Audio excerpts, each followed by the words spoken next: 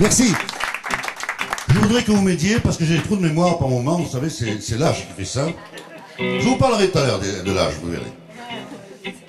Pas trop vite, Jacques, tu me fatigues. Dans un restaurant, un matin, je fis connaissance d'un petit fretin, à l'air mutin. Elle m'avait plu, je le confesse, car elle avait de belles dents. C'était tentant. Profitant d'un moment propice, je glissai ma main sous la table d'un air aimable. Tout en ramassant ma serviette, je lui fis un tout petit peu.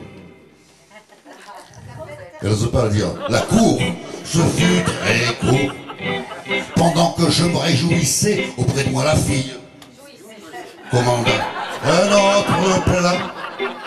Cochonne. Puis elle me dit, où c'est que t'habites? Tu dois avoir une belle demeure, très supérieure. J'ai aussi un joli balcon, si tu veux mourir ton petit cœur, ce serait le bonheur. Entendu qu'elle fait ses promis, si t'as fini de faire la monnaie, faisait piner. Tandis que le taxi s'ébranle, je lui dis j'aimerais que tu me racontes sans fausse honte ce que tu fais comme métier et si souvent tu prends de l'argent, c'était pas tant. Oh, je ne travaille pas sur l'enclume, seulement quelquefois le taille des robes, mais j'aime des robes.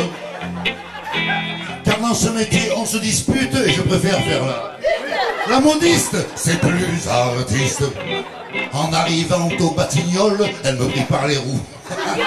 Les roues flaquettes, c'était pas bête. En entrant chez moi tout à coup, elle vient me tirer dans le verrou, mon petit loulou. Faut que je te le dise, on m'appelle Luce, je réponds alors faut que tu m'embrasses à cette place. Et en voyant ces yeux de braise, je dis viens ici que je te dise quelques bêtises. Mais un jour pour me damer le pion, elle partit me laissant des dettes. C'est pas honnête. Elle m'avait bien pris pour un sot, pourtant je ne suis pas pu. Puis dis bon, ah pour ça non. Depuis je m'en arrache les tifs, regrettant mon cache poussière qu'elle résiste à faire. Et comme j'ai le caractère aigri, je ne porte plus que de longs gants noirs, par désespoir. Messieurs, il faut que vous le sachiez, les femmes comme ça nous font de la peine, voilà notre veine. Elle fouille d'abord votre pelisse, puis vous laisse une chaude. Fouille d'abord votre pelisse et vous laisse une rancœur au fond du cœur. Moi je vous le dis, il n'y a rien de tel, vaut bien mieux aller au théâtre, c'est plus folâtre. Bien que je ne sois pas puritain, méfiez-vous de ces souvenirs qui font souffrir. Merci.